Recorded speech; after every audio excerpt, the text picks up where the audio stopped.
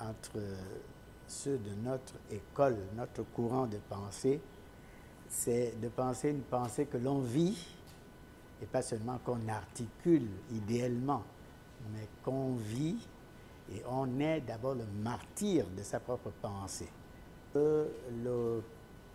La souveraineté est la plus grande question en politique. Pour ce qui est de l'Afrique, comme vous le savez, nous avons eu deux moments de gloire. À Kémet, en Égypte pharaonique, dans les empires africains. La question qui intéresse le panafricanisme est de savoir comment contourner cette situation, comment s'émanciper de cette situation de soumission, de domination, pour construire un État fédéral susceptible de retrouver la puissance perdue, la puissance d'autrefois dans les empires ou dans l'Égypte des pharaons.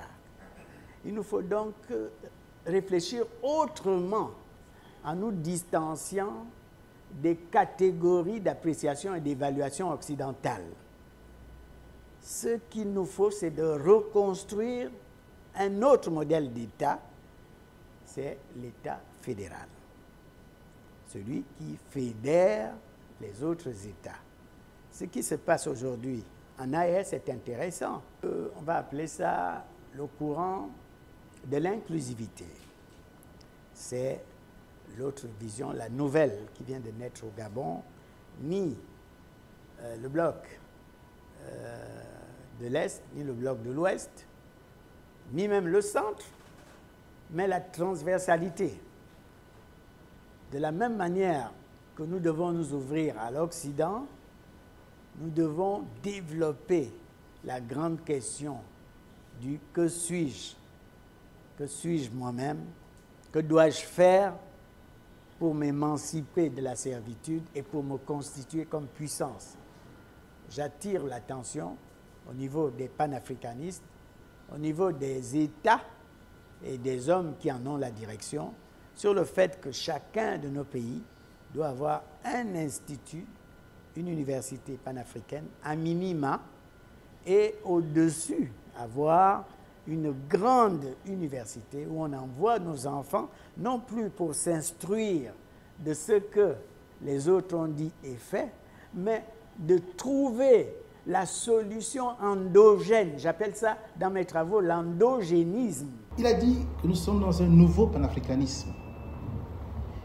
Et c'est vrai que moi, de plus en plus, je me définis comme un néo-panafricaniste. Ça veut dire que, en plus du panafricanisme, qui est notre socle idéologique,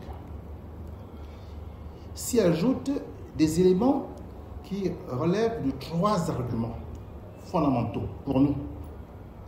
Le premier argument, c'est l'argument critique, celui de la distanciation critique. Il a soulevé. Aujourd'hui, voyez-vous, Ibrahim Traoré, je crois, échappe à beaucoup de tentatives de coup d'État. Assimi Goïta et même Tchani Abdourahmane échappent parce que la technologie joue un rôle important. Voyez-vous?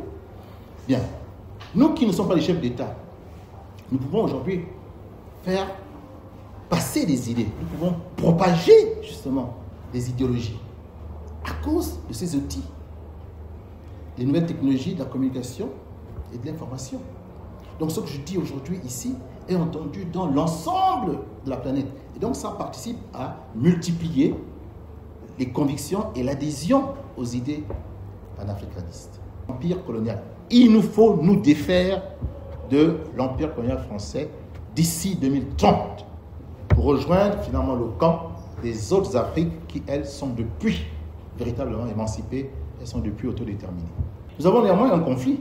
Le pétrole, il a relevé entre la Guinée équatoriale et le Gabon. Mais qu'est-ce qui empêche nos deux chefs d'État de mettre en place une confédération du Gabon et de la Guinée équatoriale qui porterait sur la gestion collégiale du pétrole de la baie de Corisco.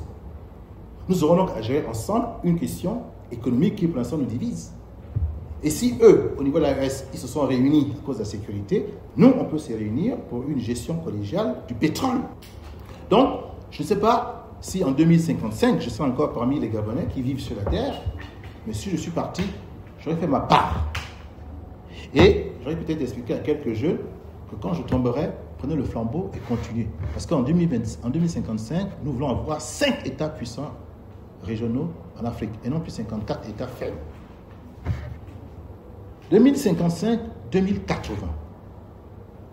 c'est-à-dire 25 ans encore, pour constituer l'État fédéral continental et afro-descendant.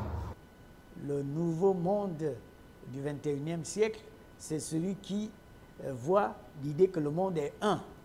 Donc nous ne comprenons pas cette conception de la coopération où les matières premières doivent aller d'un côté et ce peuple qui les prend ne développe même pas, n'a pas le souci de développer là où il les prend indéfiniment. Le cas flagrant du Niger. L'uranium dont on sait la portée économique, même pas l'électricité.